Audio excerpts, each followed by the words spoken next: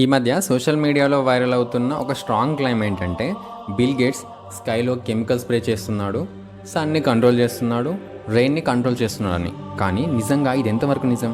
మనం ముందు అర్థం చేసుకోవాల్సింది ప్రజలు ఏం బిలీవ్ చేస్తున్నారని. చాలామంది ప్రజలు కెమిట్రయల్స్ అనే కాన్సెప్ట్ని నమ్ముతున్నారు. ఇక్కడ కెమిట్రయల్స్ అంటే ప్లేన్స్ స్కైలో కెమికల్ స్ప్రే చేస్తున్నాయని, అవి సన్లైట్ని బ్లాక్ చేసి ఎర్త్ని కంట్రోల్ చేస్తున్నాయని, కొన్ని వీడియోస్లో అయితే ఏకంగా స్కై మారిపోయిందని చెప్తున్నారు, సన్లైట్ డల్గా ఉందని చూపిస్తున్నారు. ఇది చూస్తే మనకి కూడా డౌట్ వస్తుంది. కానీ ఇక్కడ ఇంపార్టెంట్ విషయం ఏంటంటే సైన్స్లో కెమిట్రయల్స్ అనే కాన్సెప్ట్కి సాలిడ్ ప్రూఫ్ లేదు. కానీ కాంట్రయల్స్ అనే ఒక రియల్ ఫినామినా ఉంది.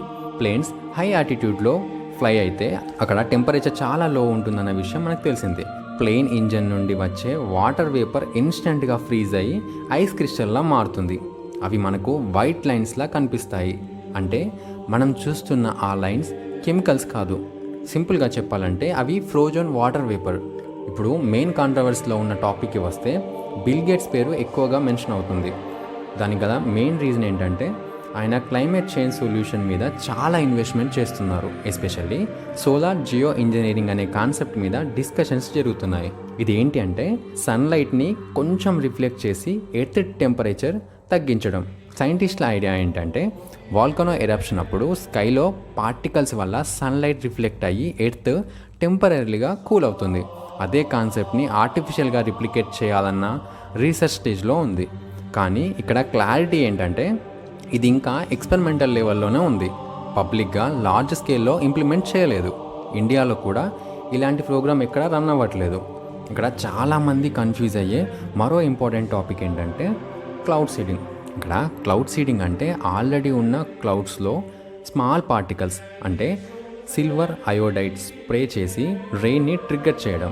ఇక్కడ మనం గమనించాల్సింది ఏంటంటే ఇది వెదర్ని క్రియేట్ చేయడం కాదు, ఆల్రెడీ ఉన్న క్లౌడ్స్ని స్టిమ్యులేట్ చేయడం మాత్రమే. Countries like United Arab Emirates, China, even ఇండియాలో కూడా కొన్ని స్టేట్స్లో డ్రాట్ టైంలో యూజ్ చేస్తారు. కానీ ఇది limited use, full weather control కాదు. మనం సినిమాలో చూస్తున్నట్టు కంప్లీట్ కంట్రోల్ సిస్టమ్ కాదు. మరి మీరు చూస్తున్న స్కై చేంజెస్కి రియల్ రీజన్ ఏంటి?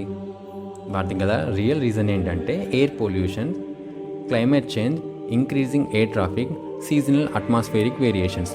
ఎగ్జాంపుల్కి సిటీస్లో పొల్యూషన్ ఎక్కువ అయితే సన్లైట్ డల్గా కనిపిస్తుంది, వింటర్లో ఫాగ్ ఎక్కువ అవుతుంది, సమ్మర్లో హెజ్ క్రియేట్ అవుతుంది.